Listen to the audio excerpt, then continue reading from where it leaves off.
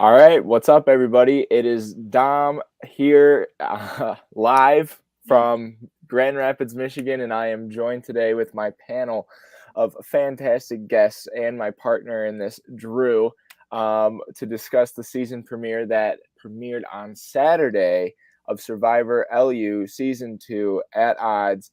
And what an episode that we had. I'm excited to dive into it and kind of dissect everything that we've talked about or that's coming up with this season so far. But yeah, it was. If you haven't seen anything yet, spoiler alert, we're gonna be talking about the premiere. So turn this thing off and then go watch the episode. And yeah, Drew, what was it like for you watching this? It's kind of surreal that we're doing this podcast for season one maybe over a year ago, and now we are here today discussing season two. Yes, we are back and we are officially going strong. When the cast was first revealed, I was like, okay, like I'm getting back into it. But then having this first episode, I'm like, okay, like I'm back in it. I'm fully invested in LU Survivor, of course. Very interesting episode. A lot happened, and honestly, good on the editing team, Sam and Britton, for figuring out how to condense all of that into an hour. Because wow, a lot happened. We have a lot to talk about. But yeah, I'm really excited. And joining us, we actually have two people who were on season one. First, we'll go to Nate. Hi, Nate. Hey, thanks for having us. Of course. You were on the production side of things for this season, so you'll have a lot of behind-the-scenes intel for us that we're excited to hear. And of course, we have my personal fan favorite from season one. We have Ellie. This is a Team Ellie podcast. So we are here and excited to hear your thoughts on the episode. Unfortunately, the eliminated player could not be with us, but we are very excited to have Nate and Ellie joining us. Ellie and Nate, what were your thoughts on the premiere? I think it's great to see so many people that are kind of eager to get into it. A lot of different kind of dynamics in what we saw season one, with us being kind of a little bit more hesitant to play the game season one. A lot of people are just jumping right into it, which makes it more entertaining for us as viewers. And I'm excited to kind of expand on some of the stuff that we might not have seen so much in the episode itself. Ellie, what were your thoughts? Yeah, I totally agree. It's really crazy because after watching now all the seasons of the actual show Survivor, I see so much. I feel like we were kind of old school. And already in season two, I feel like there's been a transition because I know in our season, we didn't meet with people from the other tribes or anything, and they've already begun doing that. And honestly, I really love the twist that they added in. I thought that was so creative with the dice and like the disadvantage, giving the leader an advantage, all of that, and how they're bringing it into each challenge where rolling the dice will make someone random sit out. I don't know. I just thought that was a really cool and interesting twist. I really liked that. So yeah, let's jump into it. Dom, talk us through this opening twist. Yeah, so that was honestly the first thing that caught my attention because the game, I wouldn't say necessarily changed at all. It was just a very interesting thing that we have never seen, I think, in any Survivor situation, especially on a tribe of like three separate tribes. There's a lot of possibilities that can happen just within different dynamics, especially on a college campus, with all those intersecting lines. We saw some of that this episode of people knowing people on one tribe, but they know somebody on the other tribe. So that's a whole dynamic in and of itself.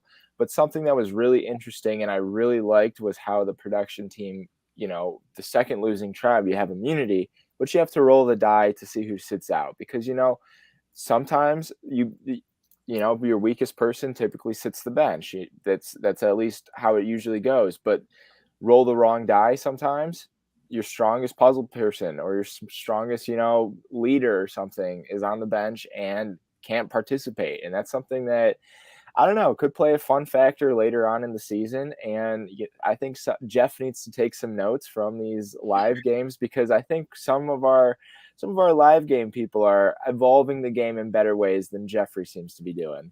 I agree completely. I love that. I love the dice twist where the second place tribe has to roll the dice to see who sits out next. That kind of balances out. In college survivors, we don't really get reward challenges most of the time. Mhm. So a tribe can coast by getting second place challenge after challenge, and there's no punishment for that until now. That could really affect the game, and I'm interested to see how that plays out moving forward.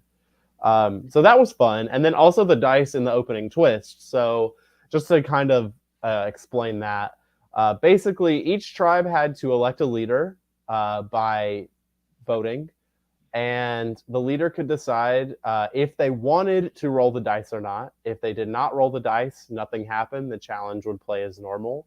If they did decide to roll the die and it landed on a 1 through 3, their tribe got an advantage in the challenge. But if it landed on a 4 through 6, their tribe got a disadvantage in the challenge, but they would get a secret personal advantage that the rest of the tribe had no idea that they would get that advantage.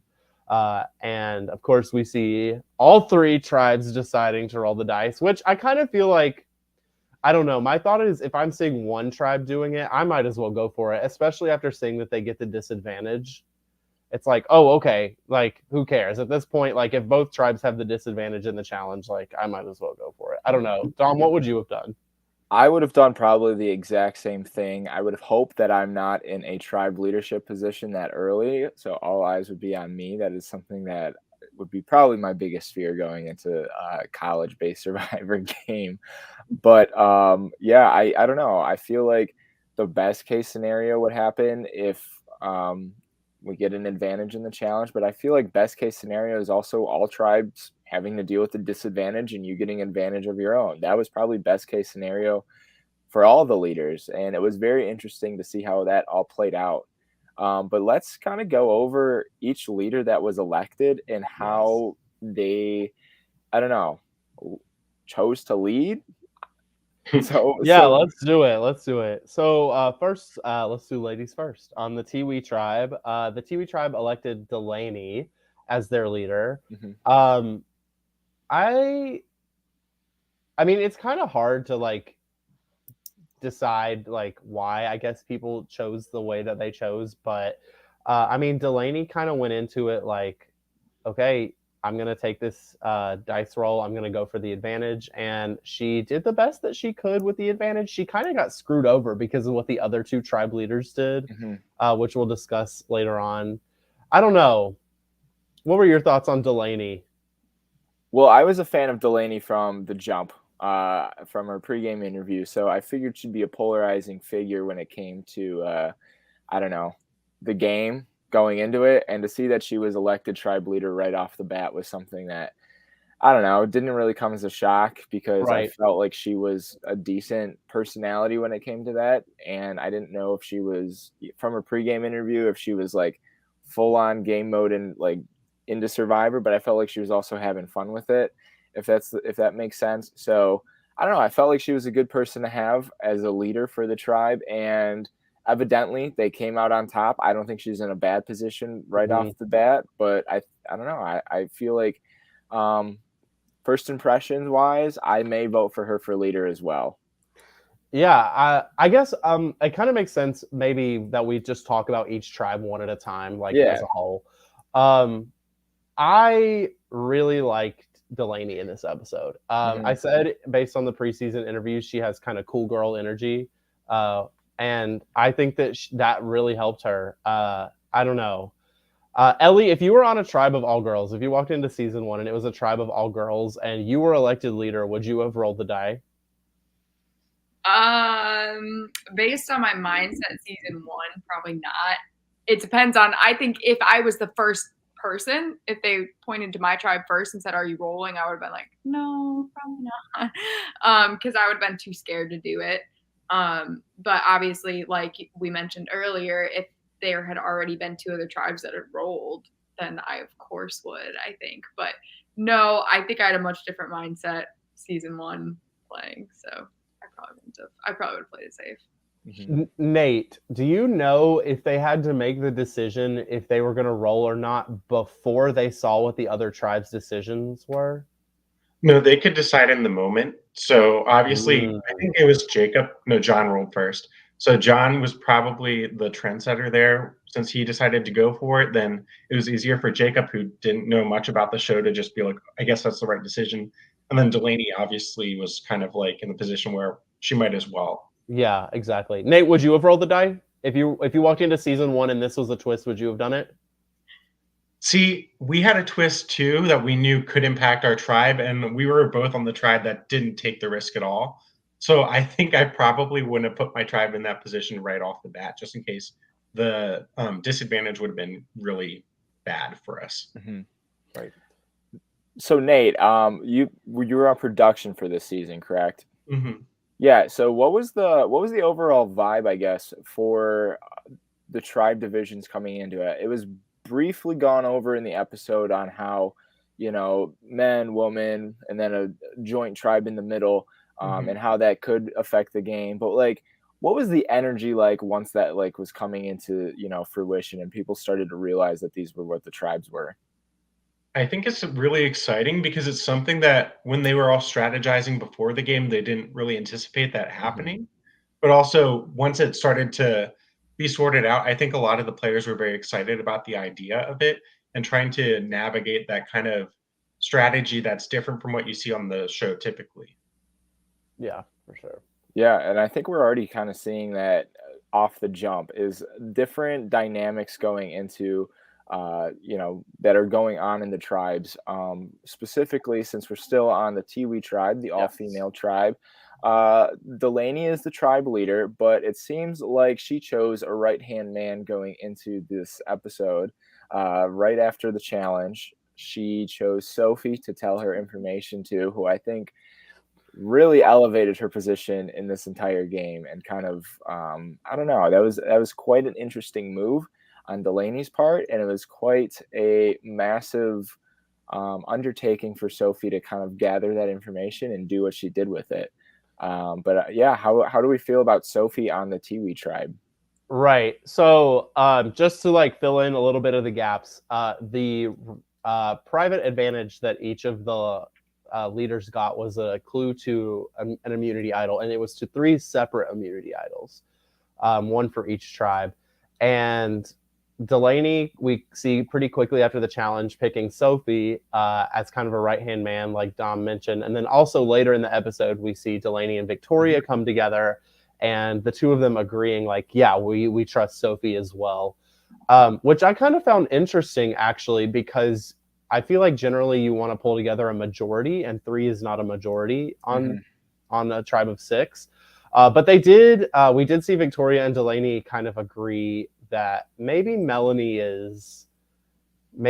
could be an easy out. I'm kind of surprised actually that we didn't hear anybody bring up Madeline's name, considering that Madeline wasn't Yes. able to be at the first challenge. I was really shocked. We didn't really get much from Madeline, but I don't know, Dom. That's one of your winner picks, Madeline. Yeah, that was a massive walking into this. I was very nervous to see that she was not at the start because I don't know if jumping off the bat and say the Tiwi tribe lost, that's a very easy finger to point. So her being one of my winner picks and not even seeing her very much at all during the premiere was something that I was very nervous about. But they pulled it out, and hopefully we get more Madeline content coming up because right now my prediction is not looking too hot. Yeah. Yeah. We also hear from Melanie that she's ready to play. Like, she's ready to start strategizing, but she's scared to because she doesn't see anybody else on the tribe strategizing. I don't know, Ellie and Nate, having been like in a situation like that before, like, how did you know, or like what was your mindset kind of going into strategizing the first time, Ellie, I guess? I think for me, it was easier because I was playing this, not to be stereotypical, but I was playing with guys and they wanted to talk strategy. I mean, it was always brought up, and that made it easy when going to girls, being like, well, I talked to this person, and they brought it up. I think in that situation, I would struggle being on an all girls tribe too, because it's very, I don't know, girls are able to just maneuver conversations in a much trickier way, and saying one thing, they can take one small piece of information and really blow it up. So I feel Melanie in the sense I would be very cautious as well, bringing it up in a new group of girls, because anything can be read wrong and turned Right, against. and we even saw in the conversation between Victoria and Delaney, they mentioned like, well, Melanie and Haley are obviously allied because they left the challenge together. Yeah. And we, the audience, did not get let in on that at all. Mm-hmm. So it's kind of like, is that real, or is that just like little seeds being planted of distrust? Yeah, I feel like that was a theme this entire episode. Was a lot was said, but not a lot was shown. And so either it's Nate. Yeah, the thing is, there's so many things going on the first week that we can't fit everything in. And kind of like Jay High hinted to, there's like a lot of people that have pre-existing relationships. And while Melanie and Haley did meet up, that doesn't necessarily mean that they're tight. They just maybe gravitated toward each other right off the bat. Exactly. Yeah, I think especially on going back to like the conversation of where to start strategizing, I think it's really difficult in like these college environments where, what is the right conversation to have? Like, how do you meet up? I've never done this. You guys have, so I don't know. but yeah, it just seems intimidating to even just like, hey, do you want to meet up for, a coffee and a strategize? It's just these conversations, especially they're very easy in a natural game of Survivor, but balancing a game of Survivor and real life, it's really hard to get these conversations going. Yeah. Kind of digging into the Tiwi tribe a little bit more. We do also learn that Sophie and Jacob know each other pregame. And that wasn't super clearly mentioned in the episode. It was briefly mentioned, but I have some info that apparently Jacob and Sophie talked a bit pregame about how they were going to go into the season and how they were going to work together. And we do see that pay off because Jacob is willing to show the idol clue to Sophie because he searches for this idol for hours and hours and can't find it. And then Sophie finds it in 3 minutes and keeps it for herself. I can't believe it. But he doesn't seem to care that much. He's a little upset, but he's like fine with her holding on to it. So I think that's a big thing. If we're gonna like try to pivot over to our Kalahari team leader, Jacob, I feel like going into it, like, not knowing a lot about Survivor is his detriment right now because I don't know, that was a very interesting play from him. And I don't know, I feel like it could be good because now he has the most information and can use that to his, his will. He knows where at least one idol is. But yeah, I don't know. That was definitely a rookie mistake who fell asleep during the Survivor season they were supposed to watch before playing. Right. I mean, I think honestly, I was just so surprised by all the team leaders. Like John too. I feel like from watching Survivor, I mean, that's like, don't tell anybody. Like, you have an idol, don't tell anyone. Don't let anybody know because your closest ally is going to be the one that blindsides you because they're going to know you have it. I mean, I was shocked. I was equally shocked. I was like, when they told them about the idol, my first initial, well, like when they were presented, when they all found out they had clues to the idol, I'm like, link up and make like a super tribe, like, like power team. And here they are like, I'm going to up my social game. I'm like, yeah, do it. Like, interlink tribes, find these idols and hold 3 in like a big alliance. No, they're just going to spread it all to everybody in the game, which it's a domino effect. Telling one tribe is going to force the other leader to tell their tribe and so on. And that's what we saw. Yeah. It's like, it's genius in some way, forcing the other tribe leaders to show their hands. But it's also just like, how did that benefit you in the long run, if that makes sense? Right, because what we see is, okay, so John pulls in Chadwick and is like, hey, I have this idol clue, which I think is fine. It's like, okay, we're building trust early on, whatever. They go find the idol together. Cool, like that's a fine decision. Then we see Jacob pulling in Sophie on another tribe. And I'm like, okay, I guess this is still kind of okay, but I'm not really sure why we would be working with somebody from another tribe. And then, of course, when we get by the time Delaney finds out that everybody else is telling other people, Delaney's like, well, I guess I have to tell my tribe, because at some point, we didn't really see this, but on some point on the guys' tribe, John tells everybody. Mm-hmm. So, and then of course that leads to the chain of events where everybody finds out. So now everybody knows that at least idol clues are out and about. Mm-hmm. So Delaney ends up being forced to tell her tribe that she got the clue. We didn't see that. I'm assuming that happened, that she told her tribe, Nate. Yeah, so actually we'll dig into that a little bit more later in a future episode recap, actually. Perfect. But she does tell her tribe about it, but she doesn't fully disclose the information that you would expect. Okay. So a little sneaky gameplay. And we see that Sophie finds one idol, which is not her tribe's idol, but she still has the idol. And then John and Chadwick have the other idol. I believe it's in John's possession. And then do we see the third idol being found? So the girls did not find their tribe idol. That's what I thought. Yeah. Okay. But also Sophie has the information of that one as well. Yes. Sophie has the correct information. Okay. Yes. So before we move on to another tribe, anything else that any other observations on the Tiwi tribe, the all girls tribe?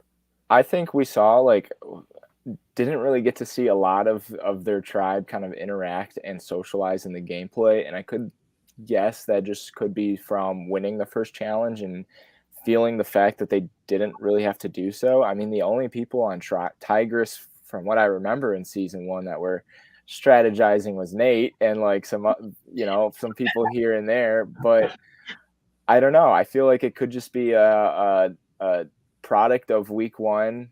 Chilling. We don't have to talk. Yeah, but I do think we saw some power players emerge in this episode, and I hope the other ones can catch up to them. Yeah, I would say the base story we have going on for Tiwi right now is Melanie's scared to strategize but really wants to play, and then we have the Delaney, Victoria, Sophie trio. Yes, and that's what we have going on. We don't know where Madeline stands. Has Madeline talked to anybody? We don't know. Who's to say? All right, let's. I hope so. I hope she's doing the work behind the scenes because I need somebody to root for. Yeah, I need to be justified two seasons in a row for my winner picks. But yeah, let's pivot over to our all guys tribe. Yes. Maasai, right? Correct? Yeah. All right. Maasai's tribe. We have quite the group of gentlemen. A mess. We have I feel like we have such a big personality with John in yes, the John position. Is yes. We have Andrew kind of surprising me a little bit compared to where I thought he was at in the in our cast assessment. And then you have Ethan, who has this sad music playing behind him. I thought he was about to quit the game week 1. We have so many different storylines going on that it's kind of let's reel it in right now. Let's simplify it down. Nate, what was the dynamic of this tribe? I know they were all cheering and rooting each other on, at least before the challenge even ran. So how was that day 1? Yeah, I think kind of what you see with John. John is if you remember Sam from season 1 overplaying, John takes that and multiply that by 10. He actually DM'd multiple people before the game even started and friend requested them and stuff. So if that tells you anything about how hard he wanted to play the game going in, he's just blowing it out of the water. And like you said, he was the one who kind of started the domino effect of telling people about the tribe leader advantage too. So I don't know where his logic comes from, but it's definitely entertaining to watch. Definitely. It is. And I thought, so when he got elected leader, like I've said in the cast assessment, John's very well spoken. He's great with words. And, he got elected as leader. They won the challenge. He's making this connection with Chadwick. And I'm like, okay, things are looking up for John. He finds the idol. And then all of a sudden, a mess. Just everybody is why would John say this? John's a snake. Like, I think multiple people in confessionals called him John the Snake. Mm-hmm. And I'm like, whoa, okay, clearly something has happened that John is they are really aware of. catching people out already. And Yeah. he's not even doing that much, but he's doing enough. Yeah, I'm loving John as a character. His camera presence is amazing. Mhm. He's giving good confessionals. Ellie, what's your read on John right now? Yeah, John's intense a little bit. I mean, I think exactly like what Nate was saying, like it's a little bit like Sam from our season. And the problem is not that Sam from our season was a bad player at all, but when in College Survivor, this is a long, drawn out process. It's a marathon, not a sprint. You can't come out guns blazing and sprint right at the beginning because you're not going to make it. And that's the issue here. They're not going to tribal this week. He doesn't have any reason to be going around and spreading lies and strategizing with everyone. This time, when you win those first few challenges or the first challenge, what you have to do is build, like he said, the social relationships. But that doesn't mean necessarily strategizing to build trust. It means sitting down and getting to know people and being very personal with them. Because if you come in, I know my conversations with Sam in our season, it was just, who do you want out? What do you think in long term? What's your final three? And I was like, it's week 1. I don't even know anyone's names on the other tribe. Like I can't answer, and it just freaked me out.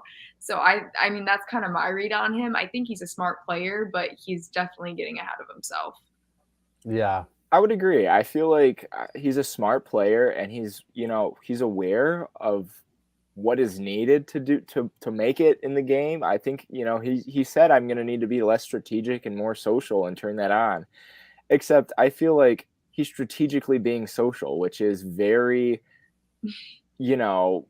bad, I guess. It's very easy to like read and be like, I don't know if this conversation's genuine. And so I feel like I feel like he's smart, and I feel like he's great TV. Yeah, I don't know how long he's going to be lasting. I think he can maneuver his way through a little. I think he'll play his idol right off the jump. I don't think he's nervous. I had the same read. I don't know. I liked that John was having these individual discussions with people, even though people are sketched out by him. And then we get like clips of him talking with the full tribe, and it's like, oh, we're a team. I don't know. People are very weary of John. I don't know necessarily that they have reason to be. Mm-hmm. I think John's just really excited. I don't know that John is actually going to like backstab people or anything like that, but because of the perception of him being an over-strategizer, that's just where he's at.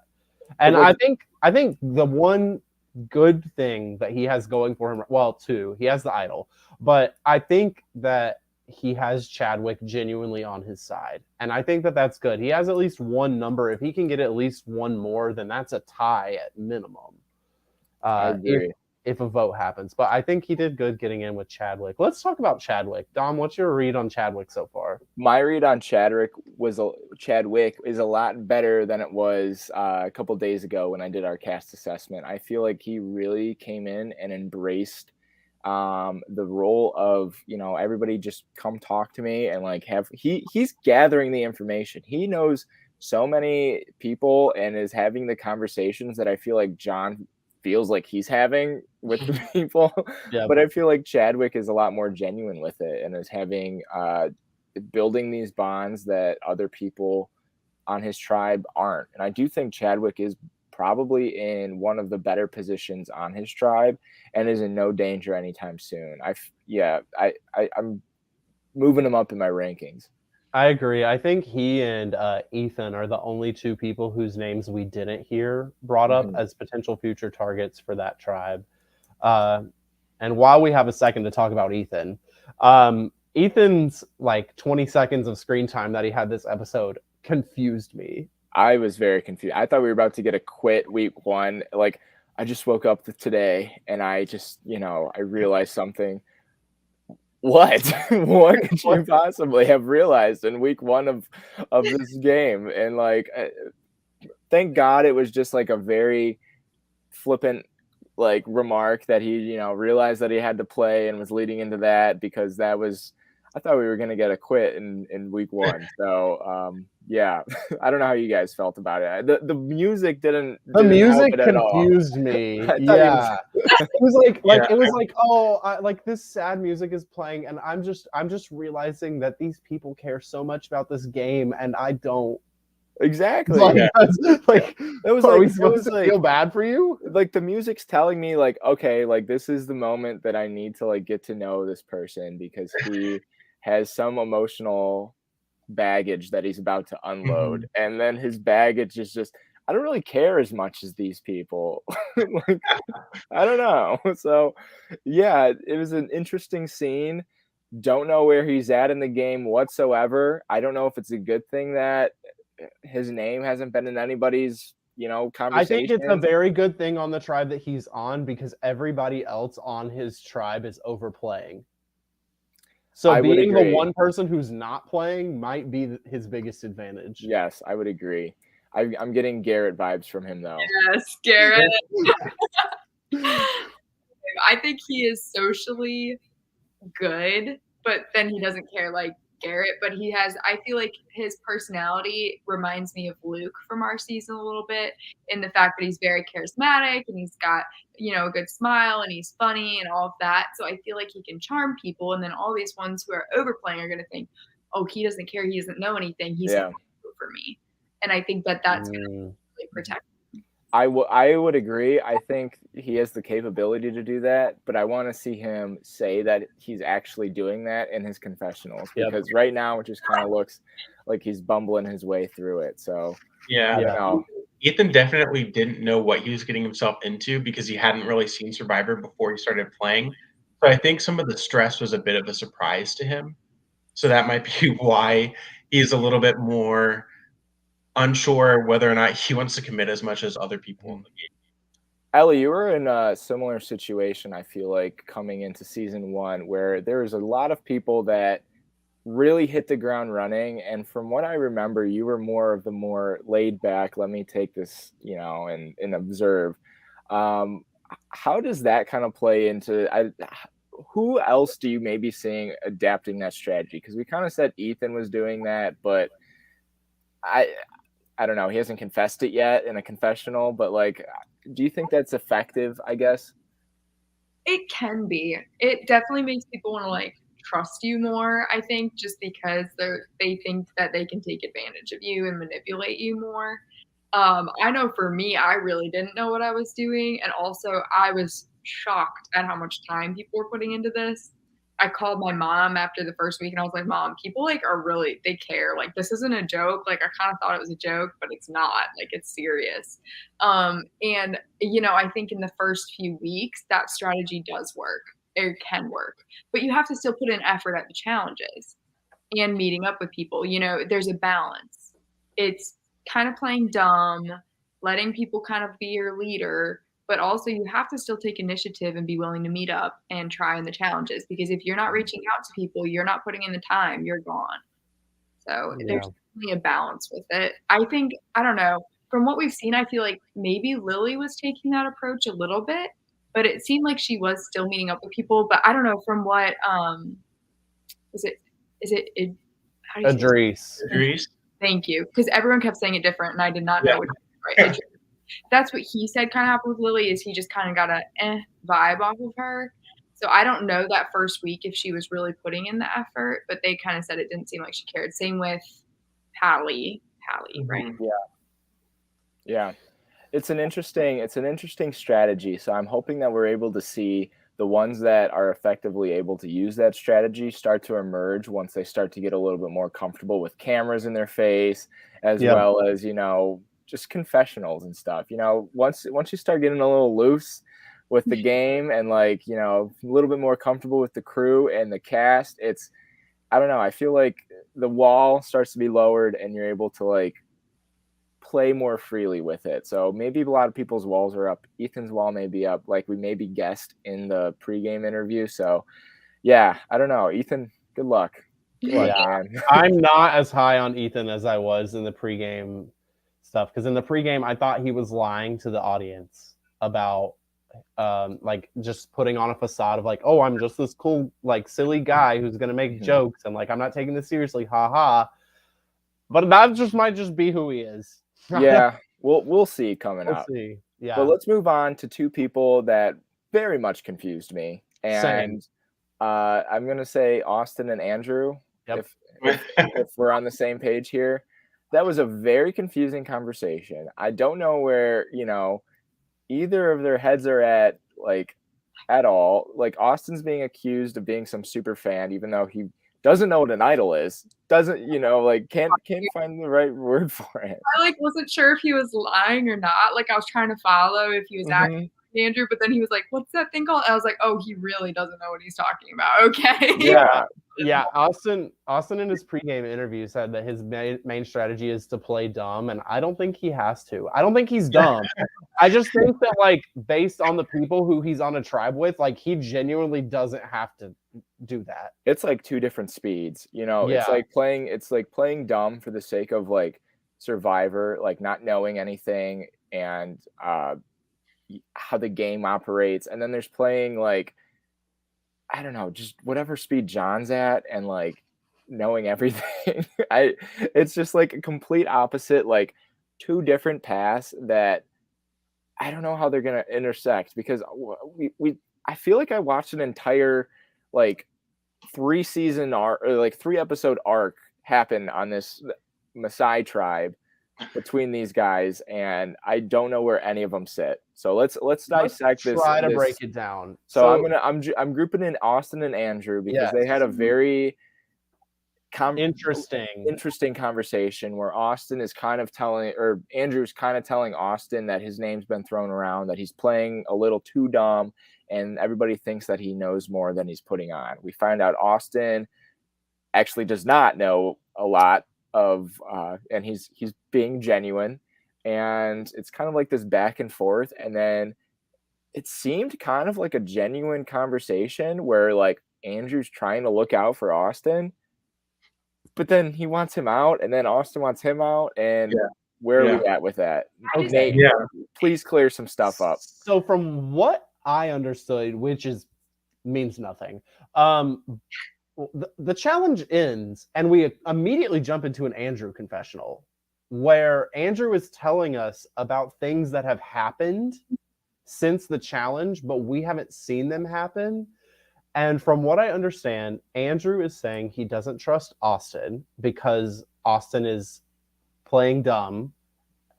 And Andrew's telling us that he wants Austin out because he doesn't trust Austin. So then he goes to meet with Austin, and he's telling Austin that other people don't trust him. When in reality, it's Andrew that we're seeing that doesn't trust him. And Austin's like, well, I was talking to John, and John doesn't trust you, and Jai doesn't trust you. And it's like, but we didn't hear that from them. So is this actually true? And Andrew is going around talking to everybody, and like he's bringing that information, or is Andrew making things up and telling Austin?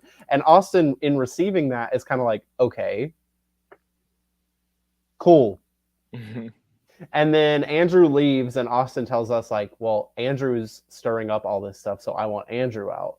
My question, Nate, having been on production, was this opinion that Andrew has that Austin is untrustworthy, was this something that John and Jai were on track with Andrew with, or was Andrew just like trying to deflect onto other people? Because I'm trying to figure out if Andrew was trying to look out for Austin or not. Well, the thing is, Andrew's interesting, whereas he's definitely the main source of that whole idea that Austin knows a lot more. But people have definitely agreed with him about it, so that when he's meeting up with Austin, he is genuinely being like, hey, this is what people see. But Andrew's the main one spreading that information. So it doesn't exactly make sense why he's doing this, because it's something that can easily catch up to him. And Austin, I think, is even aware that Andrew's the main source of it too. But yeah, it doesn't quite make sense. Yeah, it didn't. I think Andrew's goal in that was to put a target on maybe John and Jai by telling Austin that those people didn't trust him. But then Austin doesn't seem to me like the person who's going to be like, who's going to go to them and confront that issue. It seems to me like Austin's just going to be like, well, Andrew's being shady by talking to all these people, so I might as well just go for Andrew. Yeah. Mm-hmm. I don't know. Yeah, especially at that point in the game, it was really interesting to already have these opinions on somebody. And it's one thing to have these opinions and share it in your confessional, but it's another thing to talk to a lot of people on a week that you're safe and try to pin a target onto somebody. So that was kind of a red flag for me with Andrew. It's kind of what I expected going into the game. If we remember from my cast assessment. And I was a little shocked with Austin as well because he gave me Luke vibes from his opening confessionals or his pregame interviews, and I don't know if he is giving those vibes anymore. Yeah, he came with that pre-existing relationship too with Delaney. So I think that's right. Delaney definitely seems like more of the brains of the operation than Austin. Yeah, Ellie, a question for you. There are a lot of intersecting relationships on this season. How is navigating that like in yours? I know very early on, I forget the Mary Jane, or right, MJ and Addie Grace. And Addie Grace, they were a pair and they were split up relatively quickly. How do you think the best way to navigate this situation is? I think if you know that there are pairs, if you know who's connected, the key is to try to get yourself into that group, join with them, because it's a block vote. So if I'm a trusted ally of a block vote, that's 2 free votes for me. And then eventually they might want to go against each other and you're that person they need to do so. Or you'll have the opportunity because you're in with them to split them up later on. Because you'll know what they're thinking and what their moves are. So I think that it can be viewed as a threat, but also it can be a total asset to you, having people who are in pairs and who know each other, because there's protection and with numbers. So if I know, like how Jay High was explaining, that there's this larger alliance with 7 people or something that all know each other and are connected, I'm going to work my butt off to make sure I'm a trusted ally of at least one of them.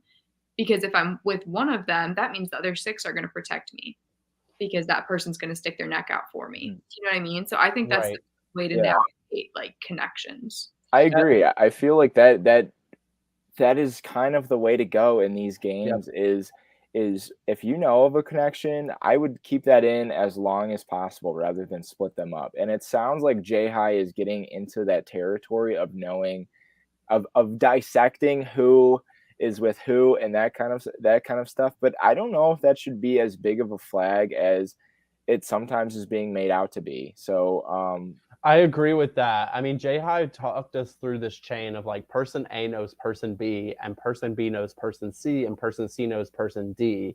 But it's actually really funny because Nate, you had mentioned like John, like friend requesting people on Facebook pre-game. So it's like, is that really? Because like Jay High was like, oh, Rachel and John are friends on Facebook.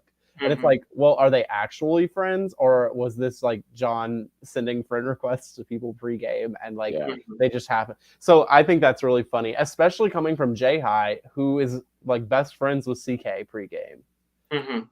Yeah, it was an interesting statement, I feel like. But I do like to see Jay High thinking, because again, I didn't really see too much going on with him in our pregame interview, but at least he's getting information from somewhere. And I do think his information might be some of the most accurate that is being collected right now. So on this tribe, I feel like in the large game as a whole, I feel like Jay High might be at the top.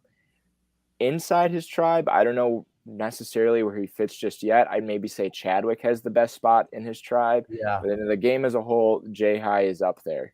Yeah, I would agree. I think that Jay High is well positioned in his tribe because he's not involved in any of the drama, the Andrew Austin situation, and he's not John. So I think I think he's fine. I think Jay High is playing pretty solid right now. Do we have anything else to say about Masai, the All Guys tribe? I don't think so. I think, like I don't know, it's messy. and Yes. I This hope was it more stays messy than the tribe that went to tribal. I know, Mhm. like, we're gonna pivot over to the tribe that went to tribal, but yeah, this tribe I feel like is very explosive out the gate, more so Mhm. than our other tribe, which is Kalahari, Yes. are both men and women tribe. What was the Nate? What was the vibe for that? I know a lot of them were really hype about the joint gender tribe, but yeah, how behind the scenes take on it? What was that like? Yeah, well, I think in the episode, you even saw Rachel was kind of like bragging to people at the challenge, like, "Hey, we have the best of both worlds on our tribe." But then they went and lost the challenge, so I guess it didn't play too much in their favor. But I Mhm. think everyone was pretty happy with having that mixture of guys and girls on their tribe.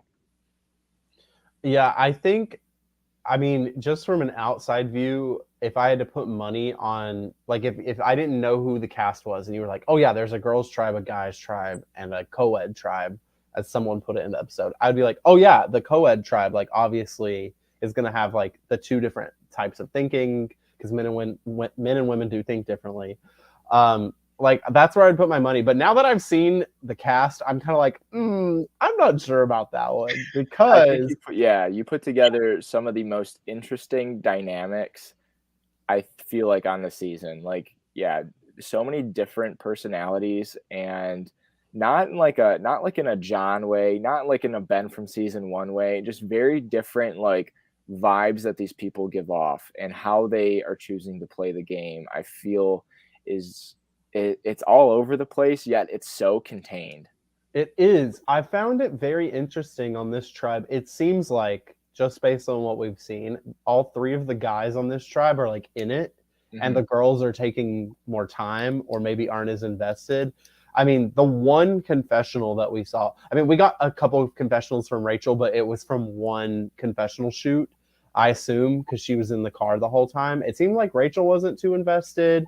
Hallie, we didn't get very much. It didn't seem like she was invested. Lily, it didn't seem like she was invested. So I found it interesting that the guys were kind of the ones on that tribe who were like, "Yep, we're in it," which makes sense with what Ellie was saying earlier about how the guys on season 1 were like in it, and the girls were taking a little bit more time to warm up to the strategy side. So I think that's probably what we're seeing here.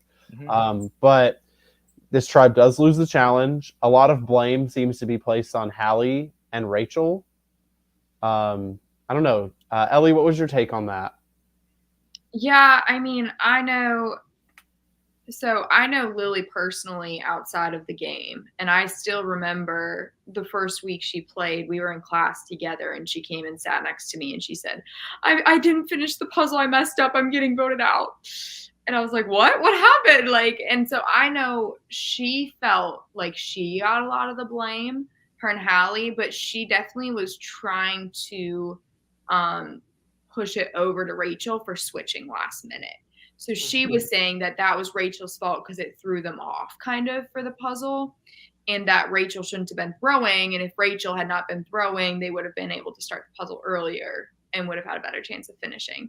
But I definitely feel that I feel like that's pretty common week 1. Like whoever kind of messes up the challenge or loses the challenge ends up getting a lot of the blame just because socially you haven't been able to like build up those relationships. Mhm. But I know that that was definitely a reality for them, was a lot of the blame going on to Rachel, Hallie, and Lily. Which is interesting that it's the women. And I don't think necessarily that I'm very like boo creating alliances based on, gender or whatever. But I do think it's funny that it seems like the three guys are the ones playing on this tribe and the girls are just kind of like, I would almost argue that it's not even like I don't know. It's just like I feel like the guys want to play yes. and want to include like the girls in their conversation, but they're just I forget who was talking. If someone could refresh my memory, but somebody was talking to Hallie and like just wasn't getting like anything from it, and it was just kind of like the conversation just didn't really go anywhere, and it just seemed very like I don't know, like pulling teeth almost to have a strategic conversation. And out of the three tribes, two of them had some of the most strategic talks and chaos game wise, you know, and it was the all guys and the all girls, and the tribe that's going to tribal is just nonchalantly going Nothing. through the week and like, you know, letting the game move around them, and they were just so content with it. And honestly, good for CK, Adrice, and Jacob for not trying to push for more. Like I think we saw all three of them being like, okay, we're together, and somehow Hallie gets looped in as the fourth. I don't know how that happened.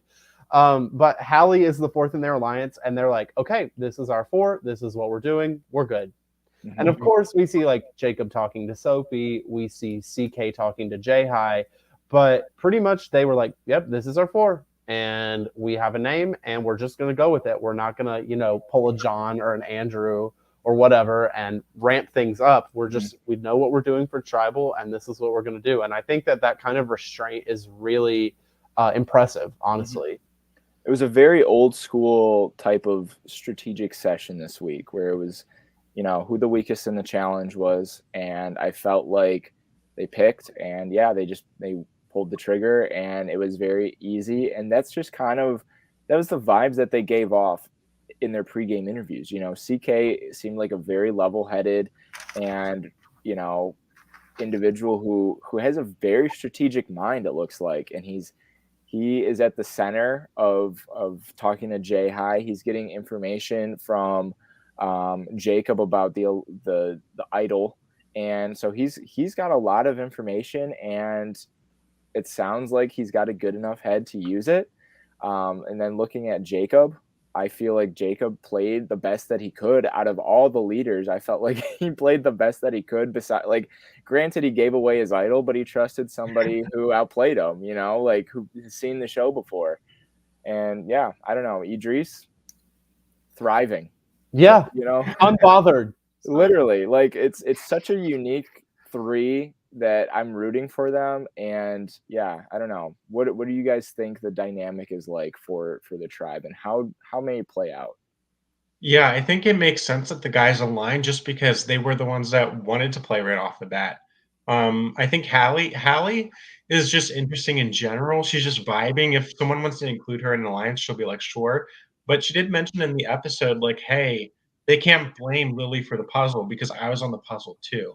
So we saw them meet up briefly, and I think there's a little bit of like, hey, an understanding with Hallie where she's able to reason with that and reason with the guys, maybe on Lily's behalf.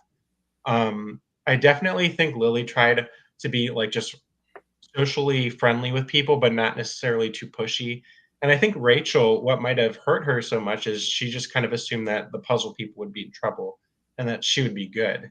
Whereas we saw that not being the case at all because they saw her mixing things up at the last minute to be one of the biggest causes of their downfall.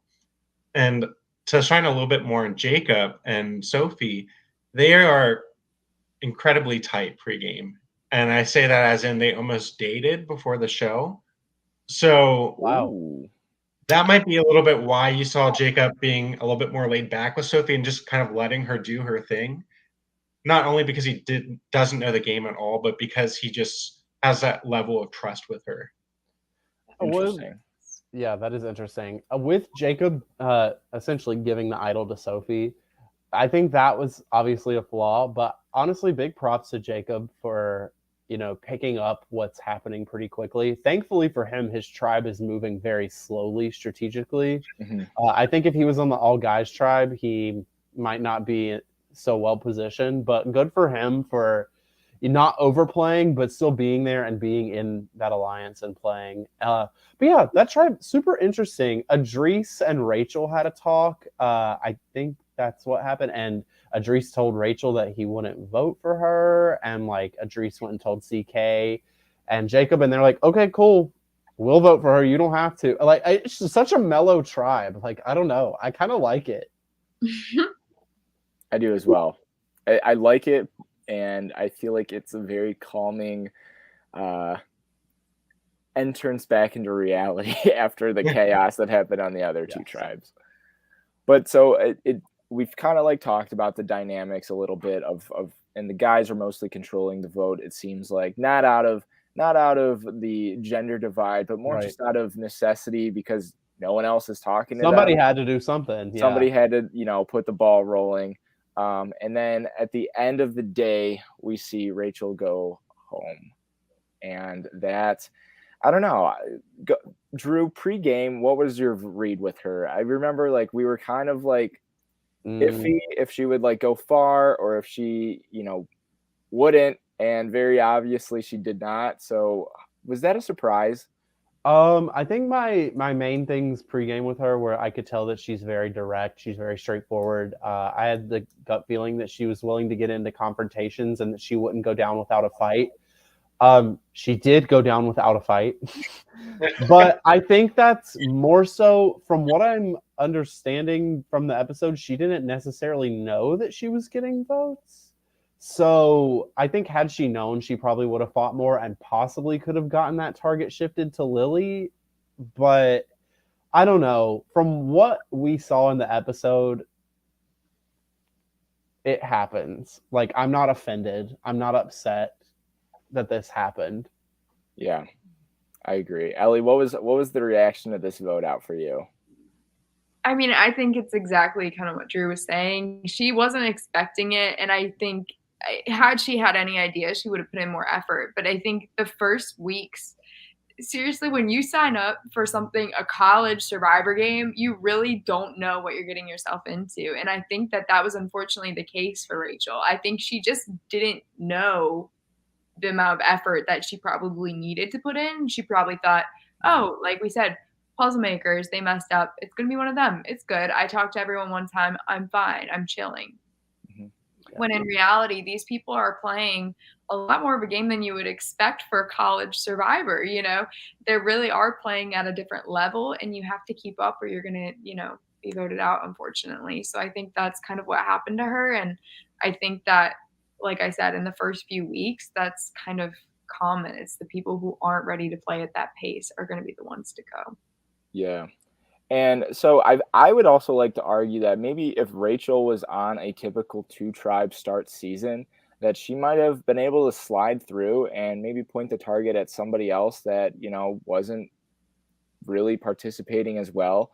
But because there are 3 tribes of 6, it really just kind of shows everybody and there's no room to hide. Nate, as a member of production and a player from season 1, what other things kind of can you contrast of the 3 tribes to 2-tribe, layouts that maybe have changed the dynamic and strategies that people are playing with? Yeah, so like kind of like you said, with 8 people, there's less of a chance you're going to be the target week 1. But also, you do really have to form those relationships, or at least try talking to everyone on your tribe at least once. I mean, you're going to tribal council. You don't just talk to like 1 or 2 people and say, I'm good. Like, that's not even enough to have the numbers. So she just kind of like put a lot into her perceived abilities, or what maybe she thought people thought she had. I don't know. But you can't always feel safe. And she just seemed like she was chilling for no reason. Yeah, from what we saw, I think the only conversation that we saw her have with somebody else was with Idris. Mm-hmm. And they were kind of like, oh, yeah, like, I'm not going to vote for you. And that's it. I don't know if she had more conversations with people that were off camera, but I think ultimately at the end of the day, her flaw was just feeling too comfortable. I will say, though, I do think if Rachel were to play again, that she would play obviously very differently. And I could actually see her being a big power player if she were to play again. I would agree. And I am excited for season 3 where David and Rachel get their redemption. And they're the captains. Yeah. They're the captains for Survivor LU Redemption Island. But yeah, so we had our first vote out and we don't really get any stay tuned for scenes from our next episode. So I do have a note on that. Yeah, what's up with that? The editor, the main editor for the season is Sam, who played in season 1, Sam Jenkins. And he did tell me to mention that the next time Ons will be shown, kind of last season, Logan did like the post episode, like interviews with the contestants. Sam will be doing those as well. And that is where the next time Ons will be shown. And those will be, I believe, on the Survivor LU YouTube channel. Cool. So everybody who is listening, stay tuned for Survivor LU's YouTube channel to get the next time on. But for this recap episode, we have to be in the dark and guess what the next time on is going to bring. And this is kind of the last little portion of our podcast where we make our very, very bold predictions of what we can expect. Ellie, going off your gut, what can we expect to see next week? I think the Austin Andrew thing is going to come to a head, and I feel like John's game is going to get like blown up, or something's going to happen with John. He's going to get super paranoid or something, and I'm really excited to see what CK does. I think CK is going to kind of take control. That's my anticipation. Nate, what are your thoughts? Yeah. I mean, I already know what happens, so I just say be prepared for more drama and more craziness. Dom, where's your head at? Man, I don't know. I feel like I don't really know enough about the girls' tribe to know what direction they're going in, but I could tell that if the guys' tribe goes to tribal, John is playing as idol. I think that's my gut. He's like just freak out and play it. And I could see Andrew being a casualty just simply because, it seemed like Austin, I don't know, he was from some B-roll. It looked like he was in some conversation. So it looks like he's kind of ingraining himself into a position. So I think Andrew could be in trouble. I think John could be in trouble. And then on the Kalahari tribe, I believe, I don't know. Depends if Lily can rally. If she can rally this week, she'll be all right. Drew, what about you? What I want to happen is that the girls actually lose immunity because I want to see them play more. Mm-hmm. And regardless of what happens, I just want to see the girls play. And by that happening, I want more drama from the guys because that's what we're going to get. No matter what happens, the guys are going to give us drama. It's kind of like, I mean, I hate to reference arguably my least favorite season in Survivor history, but it's kind of like the Blue Tribe from season 41 of Survivor, where they just can't lose, I feel like we're going to get to a point where they're going to try to throw challenges just to stop messing with each other. But I mean, that's a very bold prediction. That's my bold prediction throughout the rest of the season, but I'm excited to let the drama unfold from that. But moving in, that was our bold prediction segment. We have one last thing that Drew came up with. Drew, can you explain what we're doing for this season of Survivor LU? So last season we kind of did Edgic, but then we kind of realized that none of us really know how to read Edgic. So this season we're going to simplify it a little bit, and we are just going to do Player of the Week points. And how that will work is the way Shannon Gus does it for Survivor, Australian Survivor. So what we will do is each week, Dom and I will choose individually who we think are the top 3 players of the week. This can be who we think is playing the best overall, or maybe who had the best episode. That is up to us individually. Whoever we believe has played the best for the week will get 3 points. Second best gets 2, and third best will get 1. And then obviously our guest that we have on the podcast will also get to assign a 3, a 2, and a 1. Because we have 2 guests this week, they will be splitting the points. So Ellie and Nate will each be assigning a 2-point and a 1 point. Let's start off with Nate. All right. So for the week, I would say my top 2 would be CK and Sophie, just because I think they're both in really good positions off the first week. I would only put Sophie higher because she got an idol out of it. I mean, she's forming relationships on, she already has one with Jacob, and then she's next to the leader, but she's not the leader, so she's in a pretty good spot there. So I'd give her 2 points. And then CK, I mean, he's forming alliances on his tribe and other tribes, so I think he's in a great spot too. So I'd give him 1 point. All right, Ellie, where's your head at? Yeah, that's exactly what I was going to say. Sophie definitely gets a 2. I'm so impressed by that girl. Socially, she's doing great. She has connections. She got 2 idol clues and an idol. So, I mean, for week 1, that's insanely impressive. And she's not even going to tribal, and look what she's done. Like, very impressed with her. And then CK, I think did a really good job of showing restraint when clearly he is thinking farther ahead. And he seems like he has that very cool, calm, collected, but like powerful voice in his tribe and with other people. Mm-hmm. So he just seems like somebody who's going to be able to be a man of few words, but those few words are going to be able to shift the boat. And I just really see that looking forward for him. So yeah, I think he's set up pretty well. All right, Dom, who are you giving your 3 points to? I'll be giving my 3 points. Jumping on the train, Sophie will be getting my 3 points. I feel like she really came out swinging this episode. I'm impressed by her gameplay thus far and ability to adapt to the situations and the twists and moving through the game. She is one of our 2 leading players on the girls' tribe, and she has an idol, and she has connections to Jacob on the half and half tribe. I'm still learning these tribe names. But yeah, I think she deserves the top spot this week. She played the game the strongest, I feel like, especially in the first week and she set herself up decently. I agree. I'm also giving my 3 points to Sophie. I think on top of what everybody else has already said about her, I think socially she's incredibly disarming. She's not, she doesn't sound or look threatening. She doesn't speak in a threatening manner. She is extremely social from what we've seen.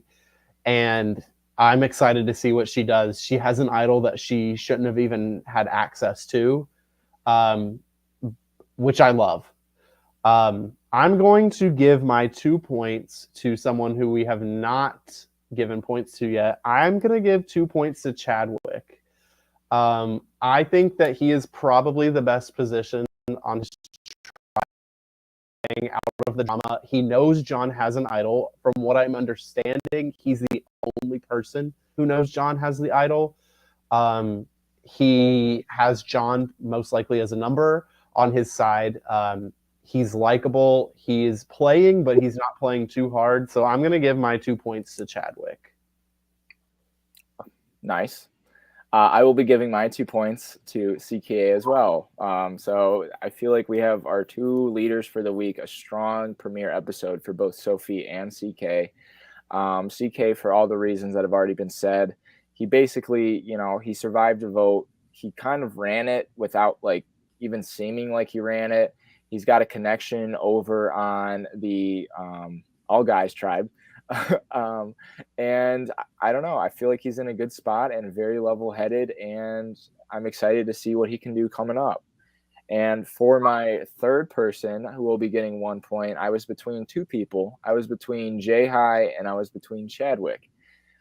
Jay High, I felt like, he does have his connection with CK, so that also makes him a very, powerful player on his team. And I already said that he was, as a whole in the game, in a good spot. But I will be giving my point to Chadwick because I felt like Chadwick came in, at least to my knowledge, it seems like he doesn't have any pregame connections and has been able to find a really good spot on his tribe.